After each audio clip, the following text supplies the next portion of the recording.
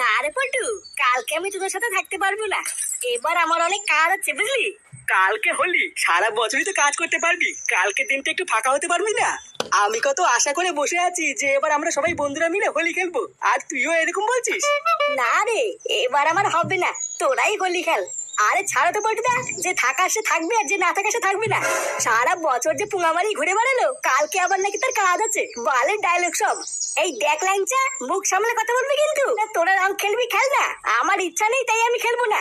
হ্যাঁ হ্যাঁ, অনেক মারিয়েছিস, যা এবার ক্লাব থেকে বেরো। যত সব এসে জোটে ওই ক্লাবে।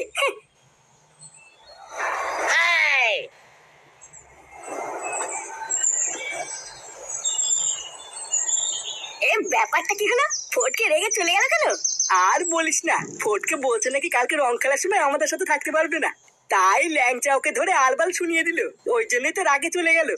ধর, ভালোই করেছিস ল্যাংচা, ওইসব থাকার থেকে না থাকাই ভালো। আর ওইসব বাদ দে, এবার আমি তোদেরকে যেটা বলবো সেটা শুনে মজা পেয়ে যাবি রে। মজা পেয়ে যাবো কেন? কালকে হোলি থেকে তুই মাল স্পন্সর করছিস নাকি? আরে না রে, এটা অন্য কথা। আমাদের পাড়ায় একটা নতুন কচিমাল ভাড়ায় থাকতে এসেছে, শুনেছিস? হ্যাঁ, কি বলছিস কি রে ফুটো? হ্যাঁ রে ল্যাংচা, কালকে সবাই মিলে মালমুল খেয়ে রং মাখাতে যাবো।